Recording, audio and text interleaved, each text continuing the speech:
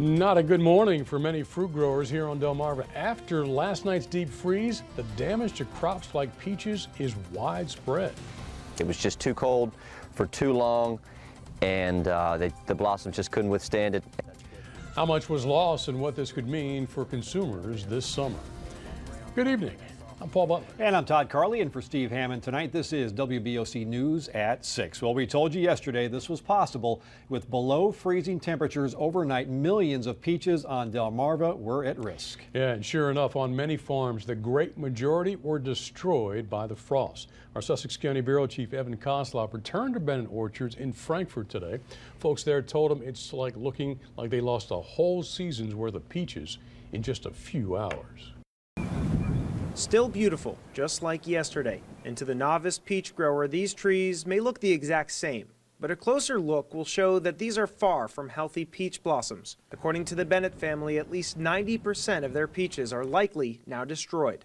Hale Bennett says the last time this happened was when he was 3 years old in 1990. They've been frozen and they've been thawed, and just like when you put a piece of produce in the freezer, if you pulled it back out and set it on your counter, it might look okay for a little while when it thawed, but later on that day or the next day it's going to turn brown and go to mush. And the numbers behind this loss are pretty staggering. This farm alone has about 2,500 trees growing more than 500,000 peaches per summer. Henry Bennett said that income is now gone this summer season. Yeah, this is a story throughout the mid-Atlantic region right now with peach growers.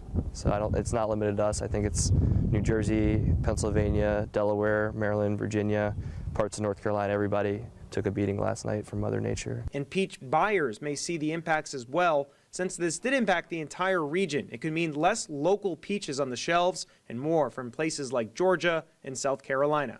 Sue Ryan from Good Earth Market says prices may rise as well due to the drop in supply. Wholesale prices go up, the retail price follows. You know, there's a certain margin we have to make to keep lights on, keep us profitable. So unfortunately, it all follows suit.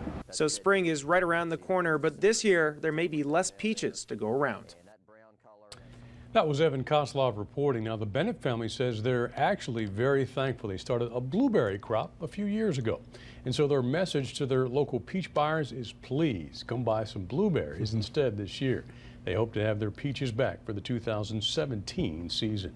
Now, Bennett Orchards were not the only ones to suffer losses overnight. T.S. Smith & Sons in Bridgeville had a helicopter flying above their crops to try and keep the warm air low. Nonetheless, they said they had a substantial loss. Pfeiffer Orchards in Camden, Wyoming fared much better. As you can see, they had 2 helicopters and also used water to create what's called a heat of fusion to keep the temperatures in low 30s. Well, temperatures that low are behind us for now, but they could return sooner than later.